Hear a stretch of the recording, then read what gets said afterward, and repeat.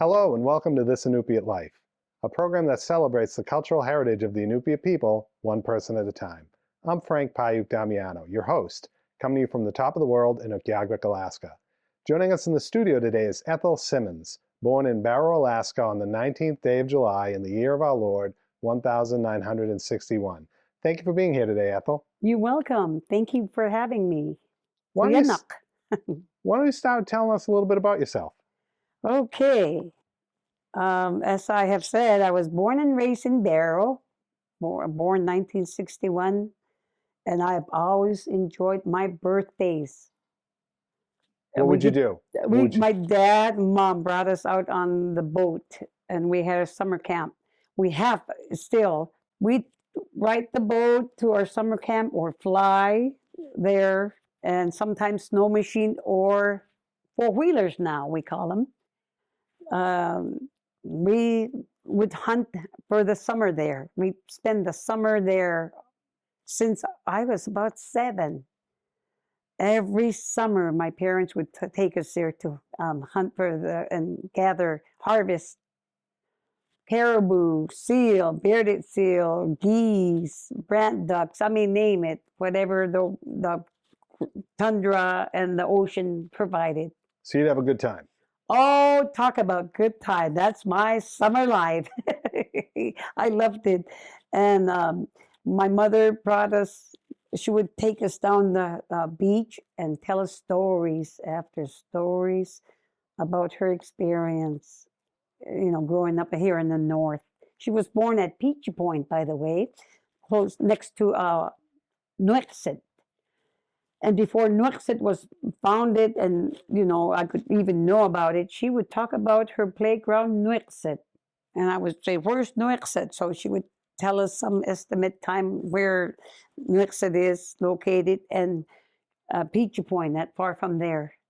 So she was born and raised in that area. And Mike went here with her parents, and they hunted her Appa, Grandpa, Dakpuk, hunted from back by Peachy Point area further east, and would hunt all through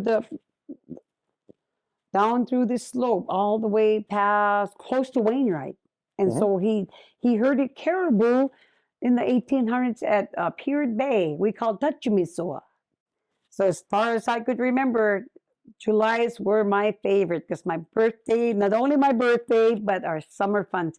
We'd boat ride on this. We had skin boats made of bearded seal, wood frame.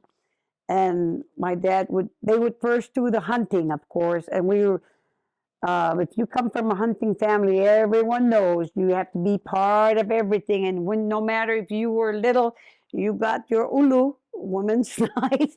They would teach us how to cut the seal, bearded seal, caribou, geese, the ducks, and the muktak, the whale. I mean, So you'd celebrate your birthday essentially at the peak of the midnight sun. Yes, sirree. Oh my goodness. If I wanted the party to last, it would last. We didn't have a sunset, so it would last. You bet. Nice. I have a baby daughter, not so baby anymore. I got 4 beautiful children. She's the youngest girl, 30. She'll be 31 this year. She used to enjoy her birthdays. Her birthday's 2 days before mine. And if we started her birthday at 2 afternoon, it would go on till 2 a.m., 3, 4 a.m., depends how the weather is. And I'd take all her parents allowing the children to be in her party. We'd have a slumber party and just drive to the gas well or play down the beach. No sunset. Sometimes 3, 4 in the morning. I didn't think I'd like the midnight sun, but it is quite invigorating. Once you experience it. Once you experience it and you learn to deal with it. You got aluminum foil nowadays to cover it up. Your windows, rather. So I understand that you were a cashier for years, something like 26 years? I was. Wow. I started cashiering at 14. I told them I was old enough. you had to be 15. But it was like a week or two before my birthday, so I told him, old enough.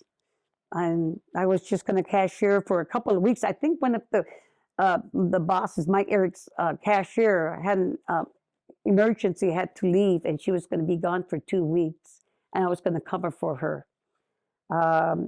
He decided to hire me full time, and I was the youngest there for years and years, and I started kind of inviting some of my friends who became cashiers for a short time, a year, 2 months, maybe the longest one of them worked was about 4 or 5 years.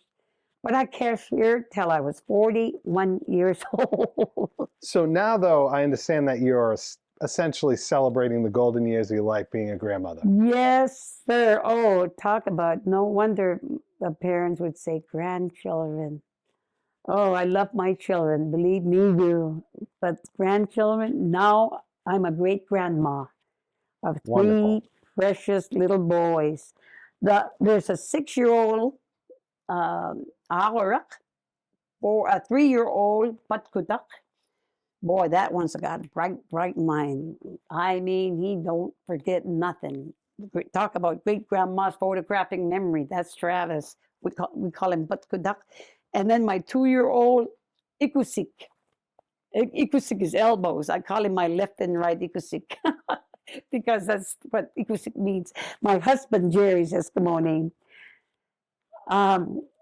I looked at him when my granddaughter brought him to me. He was so light complexion, blonde eyebrows I could barely see, and he with his blonde little hair. I had to look for the fuss.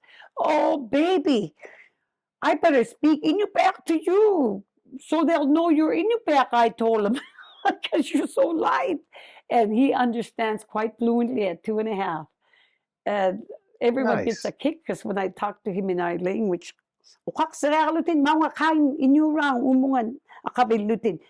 you be good boy and listen. You come here and sit down beside me. He'll do just right up and do it. And so he's very bright. So where were you raised? I was raised here in Barrow most of my life. My first time out of town to what do they call them? Urban cities? Anchorage, Sure, Fairbanks, yes. Alaska. Mm-hmm. And first time seeing trees. Wow, I got out of the plane and smelled the trees and asked, what was that? They had to push me and nudge me to keep moving the line from getting off the plane because I stopped and was so amazed of the smell and the flower, well, the trees. First time I ever smelled what do they call them? Were they firs? Yeah, firs and Birch?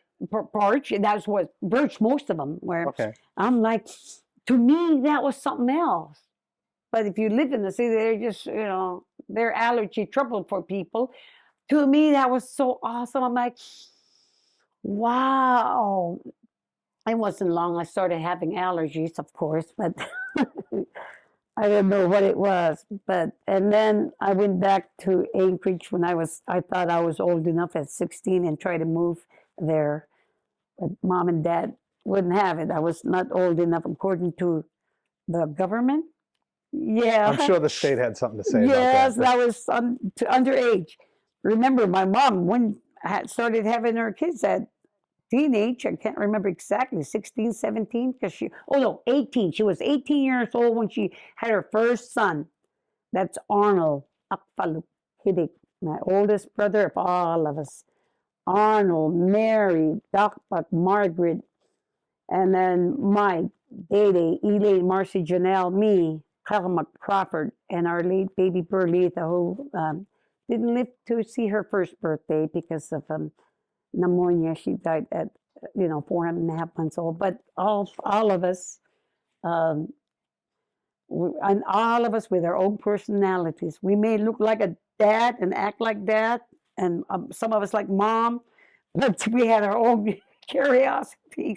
So you were primarily raised here in Barrow, yes, now at Utqiagvik, and you spent a lot of time on the beach.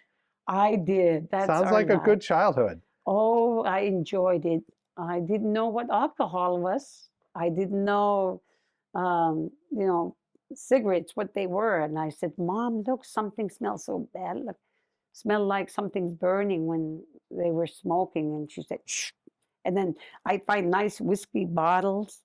Look how pretty. And so those are troublemakers. She would, and so troublemakers, I wonder, but um, beaches, summer beaches were my favorite. I love strolling down the beach, beach combing, even to this day. I take my grandkids and great grandkids out and beach comb. And for about 2, 3 years, I had bad, serious arthritis issues and was almost bedridden for months and months at a time. They had to carry me to the wheelchair, carry me from the wheelchair to the gurney, from gurney to the bed. And my son picked me up as he got older. He's 20 now, but he was 14, 15. He just picked me up and carried me like nothing. He's one big boy. And but I started trying to eat right, take some supplements. But most importantly, before the supplements, I must say, they prayed for me. And I believe in the Almighty God. And I believe me, you, because I've seen some miracles growing up. I've seen deaf ears open, popped open.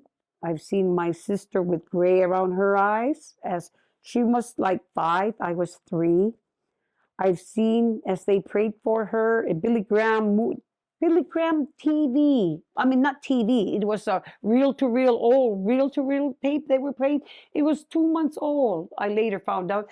We used to watch these Billy Graham shows, and it was pre-recorded, of course. And they would take them from New York to Alaska, and they would spread them out between the natives and show the love of Christ and what God can do.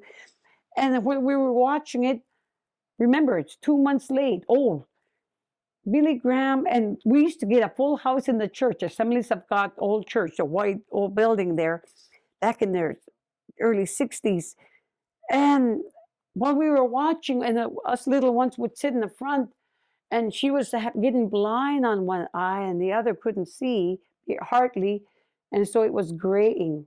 You know, she got the disease, some kind of eye disease that was Like making her blind. cataracts? Cataract, yes, at a very, very young age. And another older brother who had eye issues for a while, for a long time, most of his life, had issues too, but the surgeries took care of him. But this sister, we were sitting there, and I'm 3. I remember specifically watching the movie, Billy Graham preaching in a big stadium.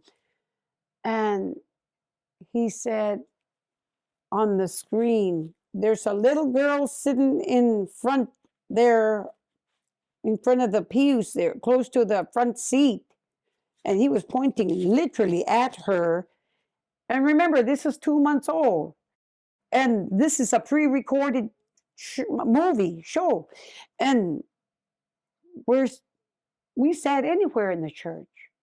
But that particular day, she was sitting, we were all sitting on one corner, and he pointed and said, God wants to heal your eyes, and he will do it today. You've been praying. You've been praying for God to heal you, and your mom and dad, your grandpa. Remember, my grandmothers have passed back in the late 30s, and my grandpas are alive. So he said, and your grandpa's been praying for you. He didn't say grandma, and so forth. Your grandpa's praying for you and your mom and dad.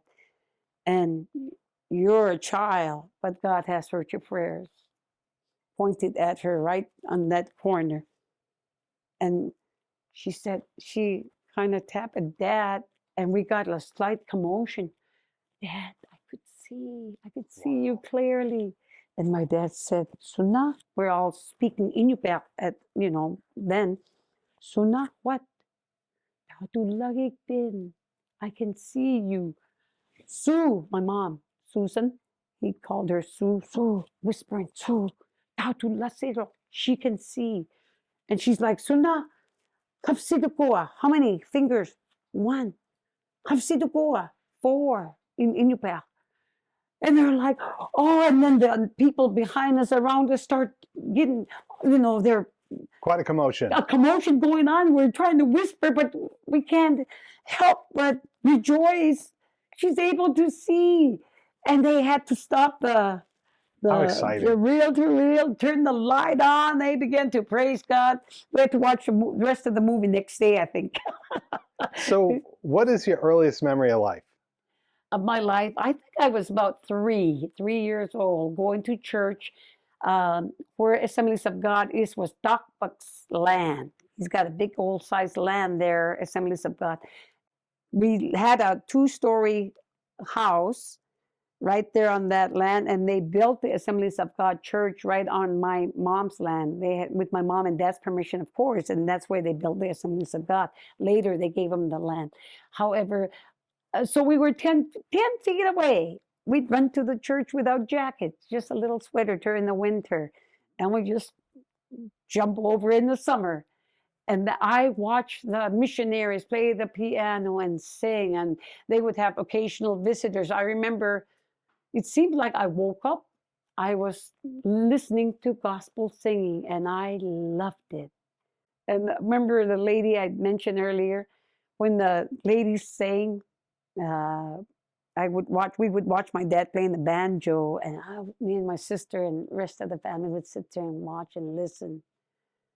And we would watch these ladies sing the soprano or alto, and to us, it was like, oh, opera.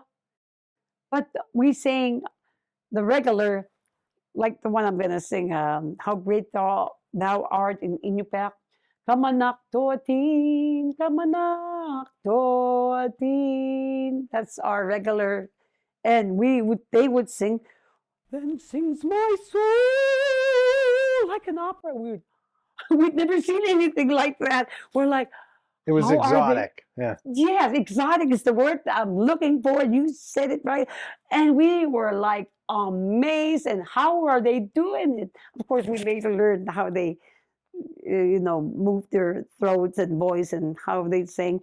Wow, I wanted to sing like them, but never really got to it, but I still sing, So who is your mother? My mother is Susan. Utqiagvik is her maiden name, Patkutak. Beautiful, wise, hard-working, beautiful, amazing seamstress. She made parkas out of, and pants, and the ski pants, out of bearded seal, sealskin, caribou, name it. Parkas out of fur. Now we use mouton, but she grew up sewing. Remind you, 13 of us, and my dad, mom. Would that make 15? We each had our warm winter coats for the winter, parkas for the winter, made of either caribou or mouton, was familiar then, with our wolverine fur to keep the snow from getting on our face, or wolf. And those were scarce, hard to get, because we're in the north where we don't get any of these animals much. Now they kind of come around. We got snow machines that they fly but stay on the ground, machines, snow machines. Anyhow, Susan, she sewed not only for, and we had what do you call the beautiful attire? Casual, or not the casual, when you go to the weddings or Christmas. Formal attire. Formal attire. She made our jackets for Sunday school and church, and the special Thanksgiving and Christmas celebrations, and Nalukitak in the spring.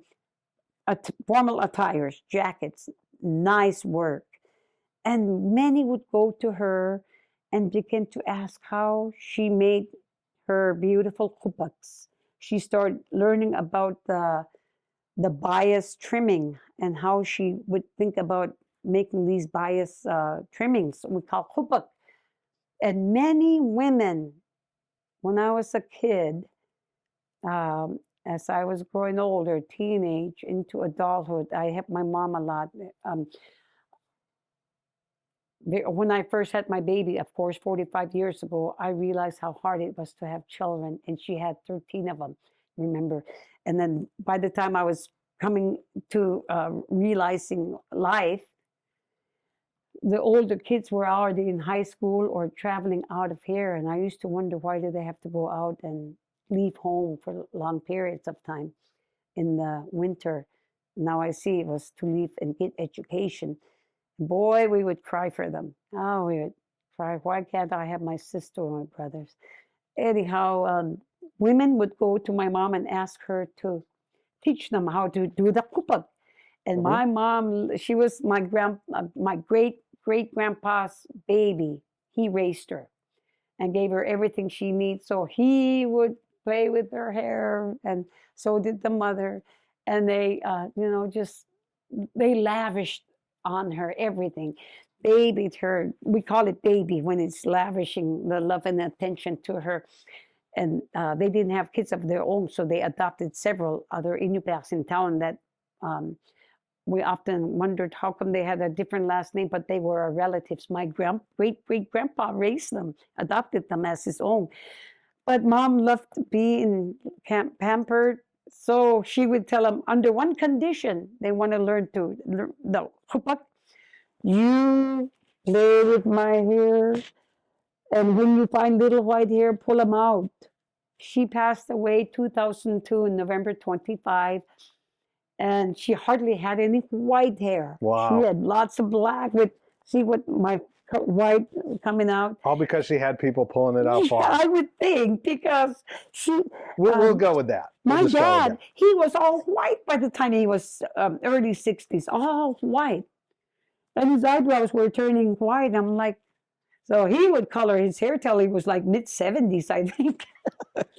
When he goes out for the summer, all that color would go, and I'm like, Dad, oh, what, you're getting all white and old. He'd say, no, no. So who was your father? My father was Simeon, the late Simeon Nasuk Patkudak, What else can you tell us about him? a great whaler. He never labeled himself or called himself a great whaler. Some people from downstate or around Alaska came and said, I want to personally meet Mr. Patkatak, they pronounced it, the great whaler. He goes, no, no, no. I just have faith in God, and the Lord has blessed me. And he was known as the man with over 100 whales in his lifetime back in, I think, late 99, something like that. That's an impressive record. It is. And he said, no, I didn't get that much. And the young man came to him and said, yes, you have. And he asked my dad, I was there when he said, really? How do you know that stuff? I went to the archives there in Juneau or somewhere, and I went to the Boston, Massachusetts Whaling Museum, and they had these recordings, and they recorded the whales you've gotten over the years. He said, did I really get that much? Well, remember, humility is an Inupiat value. That's my dad. He had humility, and he always say, don't put the picture at you, don't lift yourself up. You praise others, but the number one praise goes to God. Don't ever think you've done it. Don't bring yourself up in all that pride. You never want to have that. So was my mom. That was her teaching. Yes, humility is one of our very serious, important values. So you've already shared some happy memories, but can you share some other happy memories from your childhood? Nalukatak, I enjoyed watching Nalukatak, the blanket toss, where we celebrated. So when my dad started his whaling crew, I must have been about 6 or 7, mid-60s. I was born 61, so 66, 5 years old, I think. So I don't remember too much on and off, because I remember coming to at 3 and remembering a lot, and then off and on, I got good memories until I was, I think, 9. Then I have a lot of memories that if I hadn't forgot them, that stayed true. Good experience. My parents were considered kind, sharing, hard workers, successful whalers, and my mom was well known for her seamstress, her sewing, they often went to her. Besides her kids and her family, sewing for the family, people would order parkas from her and jackets. We call jackets the parkas with the zipper and with the fur and the cine, the bottom fur. And people from all over downstates came that visited, that ordered their jackets. I remember I must have been about 12 when one man came and he had her make her sealskin parka, and he was paying her several hundred, and that was pretty much. That was pretty big. Seeing $100 bills. Wow. Where I'm like, I want to learn to sew. Right? Yeah, you can make money like that. So was there challenging times during your childhood that, as difficult as they might have been at the time, helped shape who you are today that you'd like to share? Oh, yes. Growing up, they start showing us etiquette practices. And I wondered, what etiquette practices? Sit up straight. Don't drag your feet. And we were just normal, we just be normal in who we are. But suddenly they want us to pick our feet properly. Sit up straight and don't slouch. I said, why? Because you want to, present yourself well. And when you go to work, you don't want to see them old slouch, lazy old person just sitting there, picking your teeth and all. You want to present yourself well so you could be a presentable person and, just be kind and show people that you're interested in them as well, instead of like, who cares attitude, like, that's how mom would say it. But going to school was one of my earliest, I think I would call it scary, because I only knew my first language was Inupiat, the Eskimo language. They call it Eskimo, but to us it's Inupiat. So we only spoke Inupiat at home. That was our first and only language. So when we started school, I think I might have been 3 or 4, early childhood education, they started telling us we couldn't speak our language. We had to speak English. And other than learning English at church, hello, how are you? My name is so and so forth. The preachers and their wives would tell us, the ministers would tell us, this is how you introduce yourself properly. This is that saying, they would interpret how you said, hi, uvanga. I can't remember hi. We'd say bakala, saying hello. Uvanga duduch, kinailvin. Hello, my name is Duduch, Eskimo name. Who are you? And they taught us these proper etiquette, to sit up straight, not to drag your feet, not to put your fingers in your mouth, not to cough with your old mouth. You can't put your fingers in your mouth. Oh, yeah, it's man. like, that looks so disgusting to say, and especially in your nose. We're like, well, when my nose itch, what can I do? And when I'm eating, I get food between my teeth. They go, no, not in public. We would look at them, Mom. Well, so that's not bad advice. Yeah. It's like, let's be practical. So, okay. But that's how we grew up. And so we remember my parents gave the missionaries for the Assemblies of God a permission to build the church there. So we grew up with the missionaries.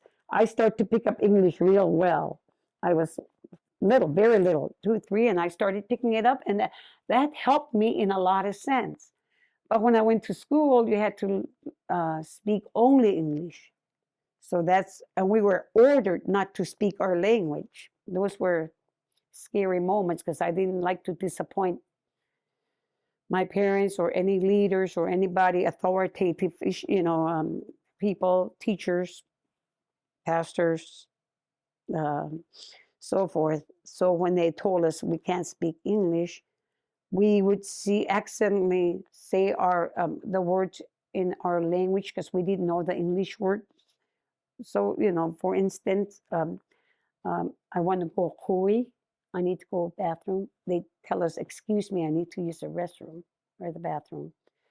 But I need to hui, our language. Hui suktunga. And we got scolded for that. And some of the teachers used rulers and sweat our hands. So it wasn't just nuns. in the lower No, 48, sir, slapping no, children's not hands with nuts. rulers. It was, Yeah, we had beautiful ministers that came and nurtured us with loving kindness, loving advice, that's and they beautiful. praised us, and they embraced us and tell us what a great job we were doing. And in my family of 13, uh, well, 12 then, because our baby sister had died. And then they adopted my baby brother from my sister. We all turned to him and fell in love with him. But they all protected me after my younger sister died, being the youngest girl. So I thought life was all I get to. I mean, I didn't think I get to get it. I had what I wanted because I was a baby girl. And when my baby sister died back in the 1964, late December 65, I was 3 or 4. They turned to me and started protecting me. And they would carry me around in here, 3, 4 year old, they're carrying big girl around. But that's how they all protected me, overprotection. And that's how I thought life was. I had everybody around me. I want something, they got it for me. They go work for it. They would shovel snow to get me a pop. They would do dishes. Older siblings would do dishes next door to get me a candy. And that's how I thought life was, When I turned 18, what a rude awakening. Not everybody wanted to open doors for me and get me a drink or do this. But mom always taught us work what you want for and always work hard. And dad would say, you bent backwards for your boss. Do whatever they tell you. Speak properly if you can. Well, at 15, you were cashiering and you were making your own money. So, Yes. it couldn't have been too rude awakening. Not for me, not too much in that sense. But see, remember, my family was overprotective Understood. for me. And I started asking them, these people are so rude. They talk to me so mean. And my brothers would come, the older brothers, who, what, where. Next thing I know, they're kind to me. They're ready to do everything for me. And I go, what happened to them? I just told a brother or a sister, somebody said something or did how Yeah, that treated me. certainly doesn't last your whole life. No, Okay, so at so 18, 18, yeah. I was like, whoa, So how close were you with your grandparents? my my grandmothers, we never knew, none of us, because my oldest brother was born in the mid-50s. So he didn't know our grandmothers. They both passed maternally and paternally in the late 30s. But our grandfathers both died at the same year, Really? 1 month apart. Wow. Back in the late 80s. So maternal grandfather was Otis Utqiagvik. And he loved the Eskimo dance. And played the drums. And he was a silly, comical man. Real comical. Sounds like my kind of guy. Oh, yeah, you would get along with him.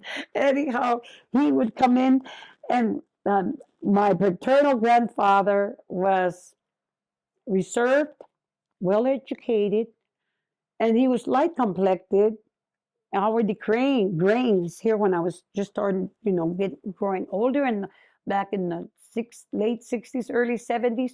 And he spoke very well English and presented himself like eloquent. He dressed in suits and made his own parkas and did a very nice job with his own clothes. And his wife had died, remember, 30, 40 years before then. And I would ask, why is my grandpa considered my appa, Patkudak? Inupiat, but he speaks like an Englishman very well spoken English and very fluent Inupiat. And I would ask, and mom and dad say, do you have to ask all these questions all the time? Go ask him. But I respected him and I would sit there, really respectful. The other one, I would push him and just tell him, don't be dancing around me, because he was so comical. I get, I felt comfy around him. But Budak was a normal teacher and preacher. And I thought he was strict, but he was serious about his walk with the Lord. He had experience. shamanism as a child and saw it firsthand and heard and watched his grandpa, his own dad, um, calling on shamans, having shamanistic rituals, and no kids were allowed. And he would go in there accidentally sometimes when he was in the little sod house doing his own thing. And he saw why. He was calling on evil spirits, which taught him some of the Eskimo dances that were really, really popular then. So when the missionaries started coming, they taught them about the Bible and love. My paternal grandpa didn't want to have anything to do with it. He just didn't feel comfortable with them. For I know now, of course, even as a teenager, those are spiritual. There was evil spirit. People call it nice spirits, white spirits. I know any spirit that is not of God is evil spirit. I heard the stories with my own ears from my own grandpa, Paul Utqiagvik, because his dad, Alasurak, was the well-known dance rider, dance singer, and they wouldn't allow children or people that were not into shamanistic rituals to go in or near. Even as children, we weren't allowed. But my grandpa Paul, he would ask his own dad, I can feel the spirits, and I've never really seen you do wrong or put any curse upon anybody, or never didn't speak ill of all these people. You don't, get into these shaman, go in there and do your ritual and ask any ill thing about anybody. For he had killed his dad when he was a teenager, 15, 16, because that Alasurak, his dad, my great grandpa, had anger issues, and later we learned that he was also into shamanistic ritual. Shaman wrote songs, so he started having anger issues. That's like 3 great grandparents far on my paternal side. So when he get angry, he beat his wife. Is what I would hear as a child. And I asked my Appa about it, my grandpa, and he said, unfortunately, yes. As a little child, you shouldn't hear about that, but that's unfortunately true. But he would beat Alasurak's dad would beat his wife, and he would sit in the little sod house and go, why does my dad get so angry? Why does my Appa get so angry? And why does he hurt my mom? She didn't do anything. He just started having these real bad anger. So he started Alasurak started running around outside making snowman or grab the ice on the ocean. When they come up, with the west wind, the ice start falling and breaking up, he would grab these ice and run around. And just when I'm older, I'm going to grab my dad and say, shake him up and teach him, you fight a boy, not a woman. You fight me. He would practice. He would think like these stuff.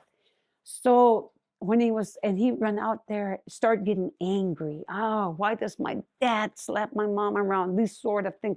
And I would say, why? I'd never really heard any of my siblings ask about that. I'm sure they had these questions about what we have heard. But I went and I got scolded not to get into, all the shamanistic. That's pass. Well, this is a good segue into this section of the show where we talk about intergenerational trauma. Yes.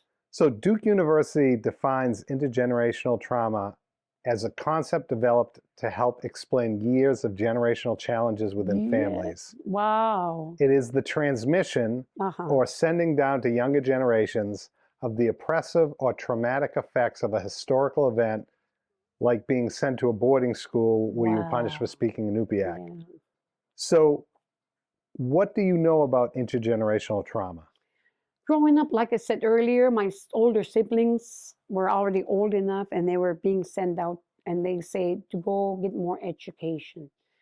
And I would ask, what do they need education for? They just treat us bad in school. They won't let us speak our Inupiat language. And I didn't know, they won't let me speak Inupiat. And they'd say, well, we have to, the way the world is changing, you have to learn both English and continue our language. But that great-great-grandpa Alasura, he said, don't ever name your children after me. I killed my father. I don't want it to happen to anybody. When he was old enough, he squeezed him, and he was so strong.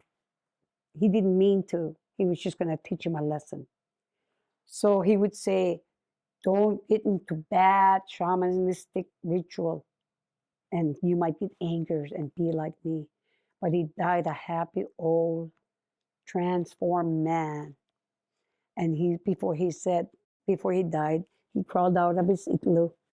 He said, I want to shoot the white man gun one last time. And he shot his gun and said, please don't name your children after me. They might have anger issues.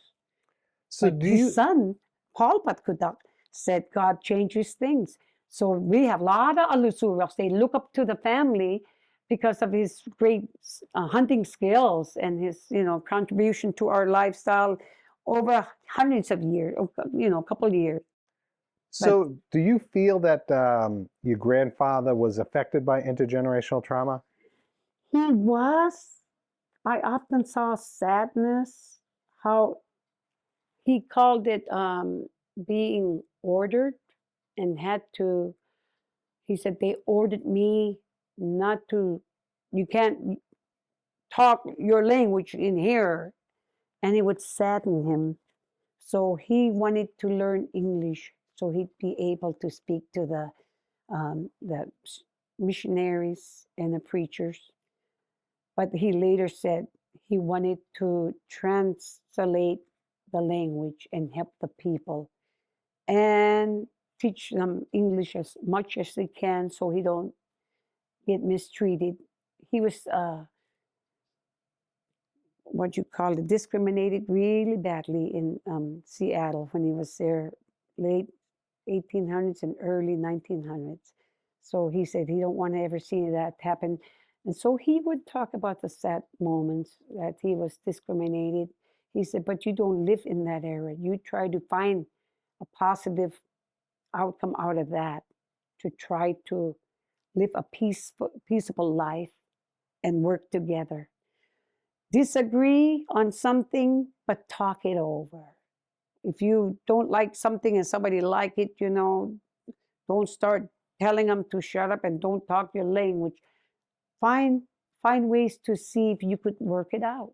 Maybe learn both language. Well, and what we're trying to do here in talking about intergenerational trauma is just get people to recognize it, think about it, and where it applies, break the cycle. So do you feel that your parents were impacted by your grandfather's trauma? I saw that as I got older, how they were affected, and a lot of it was negative. I could hear them talking about how it affected them, but also formed them to be who they are because of the hard times they experienced, and they would tell us about it. And if you will learn to just try to, be humble, be kind, you will not experience such an effect. But if you're one of those that are a troublemaker and you just don't care and have an attitude that you can do anything your own, prideful and proud and just, stubborn, you're going to keep hitting the wall and keep finding yourself in a dark spot that's going to affect you negatively. So what about yourself? Do you feel that any part of that was passed down to you? I believe so in a lot of sense. But even though I thought it was only us that were being affected back in the mid-60s, late 60s, because I thought, boy, we had it pretty hard. But when I hear the stories of my parents and their parents, I'm like, I guess we didn't have it that bad, but still, I watch some other educators that came from lower 48s or different parts of the world that came in that were angry and used a ruler and spanked some of our children, of our school age people, and made them do stuff that shouldn't be allowed to do. And my parents would tell us to pray for them and forgive them. And if you just are humble, kind, show your kindness, you can always work things out. And, some of my people would say, I can't handle it, and would try to hurt themselves. And they would tell us that's not the answer. You can't try to fix a temporary problem into an internal answer, which is a lot of times, we've heard of heaven and hell. And the Bible itself says we are made in God's image. He made us for Him. And that we're not the ones to end our life or change things. He'll form them. And the experience I've had has formed me in a lot of sense. So in the way of educating our viewers and helping future generations, what advice can you offer in the way of coping with that intergenerational trauma? Listen. Not like me, I like to talk, but I still listen. I've learned a lot from listening. My husband's a very quiet, gentle, kind. Everyone calls him quiet, kind. And when somebody says something without knowing him about him negatively, majority, I'd say 90% say, no way, that don't sound like her husband. He's a gentle, quiet man. Listen, he's a listener. I love to talk, but tell me you. I learned from some of the experience I had not to talk, but I learned to listen.